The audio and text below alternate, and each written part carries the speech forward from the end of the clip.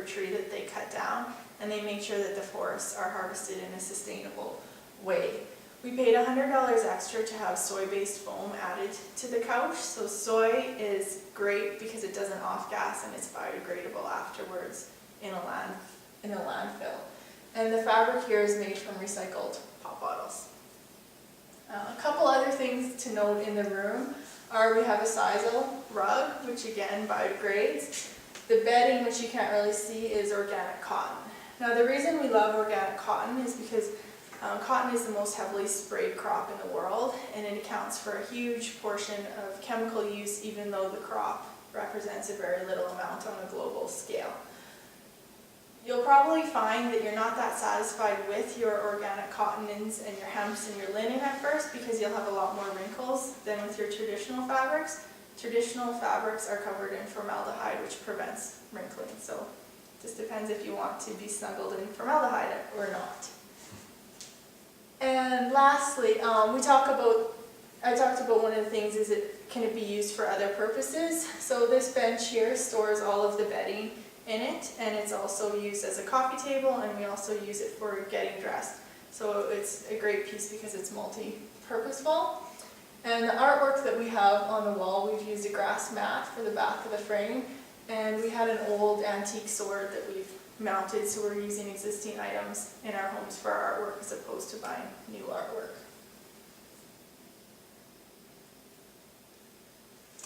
So this photo demonstrates reclaimed wood. So the desk here was purchased from 10,000 Villages, and it's from tropical salvage wood. So that's wood that may be dug up after a volcano. It may come from a floodplain. It may come from an old barn.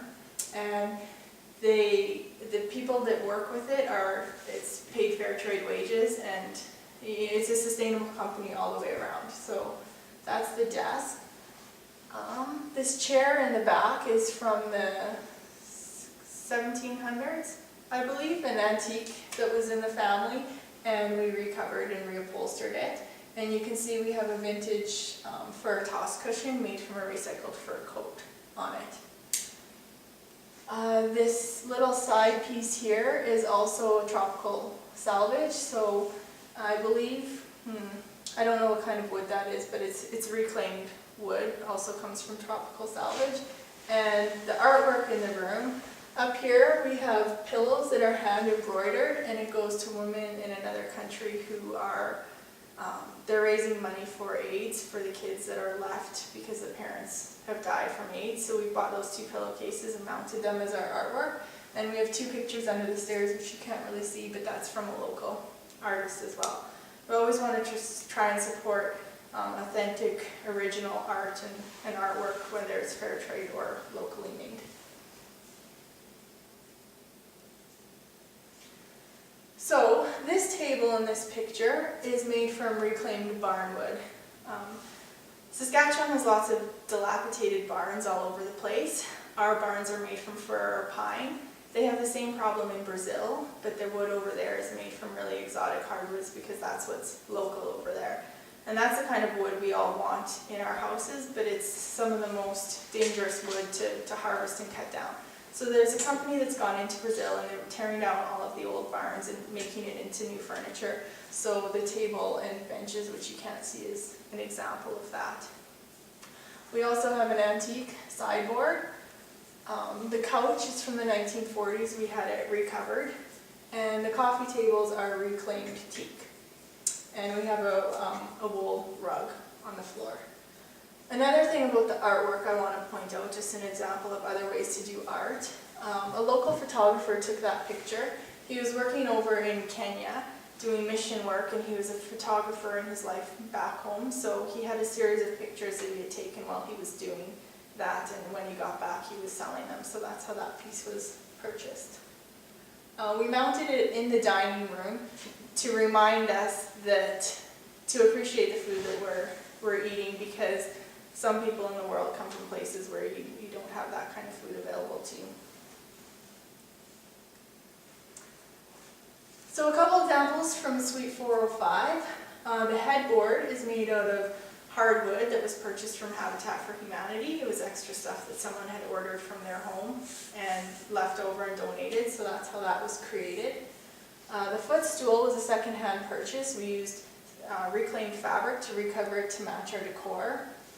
The bed skirt, the same sort of scenario, and the rug was again a remnant or roll end from someone else. In the living room of 405, we've created a mirror that's made out of leftover pieces of trim. One thing that all contractors have is leftover trim work, whether it's from working on an existing project or trim work that they ripped out of an old house that they're not willing to put in again. So we've developed the mirror as a really good way that you can reuse those bits and pieces to create a work of art on the wall. We have insulated thermal draperies to help block out the heat and keep the hot air in the winter as well. Reclaimed artwork that we got secondhand. Again, reclaimed rug, a repurposed secondhand coffee table. Oh, I want to mention again the couch. There's a couple different viewpoints on leather.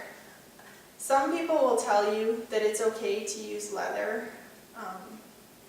The fur industry, if there's ever was an industry that made use of every single byproduct coming out of that industry, it's probably the fur industry, because the materials that they're working with are worth so much money.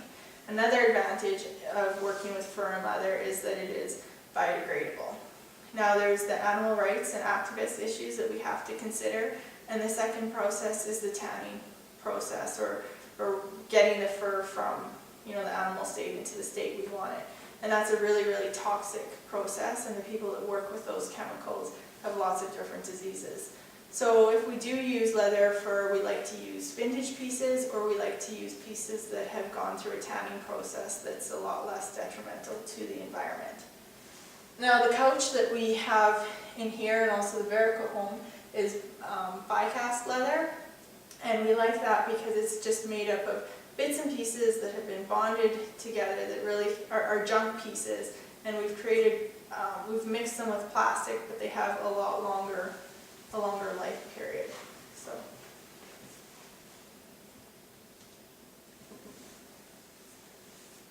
We have some repurposed artwork here. This was taken out of an old building that was being torn down, and it was a piece that was in the lobby of that building before. We mounted it as artwork. The desk was from Habitat for Humanity, and we've stripped it and restained and refinished it, and we've got a matching chair secondhand from a local source.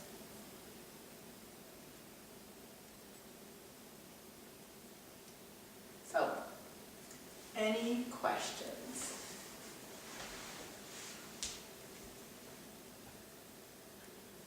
So how long would you spend researching all this stuff and sorting it? I spent probably a good 6 months to a year researching it all. It's too much to retain, so you just file the information and then you make your decisions based on that. And as new stuff comes in, then if it looks good, then you can add it to the list, sort of. Once you know the basic parameters and you've worked with it a lot, you know the questions to ask. When I'm shopping for stuff, I also ask the salespeople about it, and if the salespeople can't give me a satisfactory answer, I know that it's probably not as good as it claims to be, otherwise they would be properly educated in what they're selling. It didn't take you long to furnish the Verico home once you got started on it. How do you find all? It seemed to me a miracle how quickly you got it. Yeah, and now that I know the stores and the places to go to look for stuff, it's a lot easier. The one thing I find you have to do is you have to sort of complete the project before you purchase anything. You have to go to all the stores, see what's out there, see what you can find, and then you have to buy really quickly and hope that what you found is still there and is still available, because you don't know what's going to be on the market at the time you need those pieces of furniture. So what would have been the biggest challenge for you here with the Verico?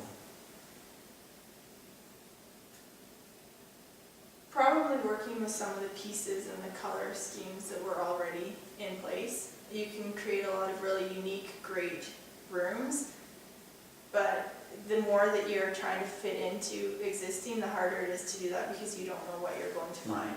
It was great working on this project because you left it totally up to me and you were happy with whatever came out, because you can't promise a certain look or a certain way of decorating like you can if you're going to a furniture store and purchasing everything new. So a customer or a client that's willing to give you the leeway to do it and accept what comes out is probably the best thing you can hope for when you're working with that. Yeah, but we gave you a really tight budget for the number of rooms you had to do, and I think you came back with some really phenomenal pieces. When you think about how tight that budget was. Yeah, thank you. It helps that I sew, because I sew I can create some of the pieces that wouldn't otherwise fit into with what I'm working at. One problem with designers is every year they come up with new colors. So the fabrics that you can get, the paint that you can get, the colorings and furnishings of wood, that all makes the project harder. One thing that's really nice is they have what's called a modern organic or shabby chic look now that's been popular.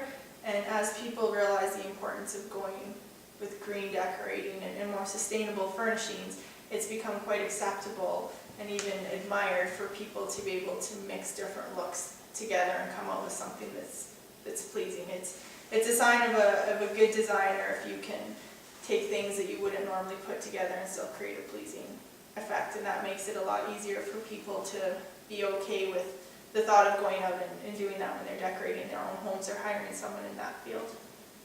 We get a lot of compliments about the mix here of old and new in this room. I hear that a lot. So.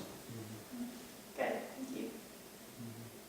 I do find you usually need a few key pieces to anchor the room. We had a gorgeous couch that we were working with, and everything I think would look good with the couch, which was bought from Willow Studio, a local supplier.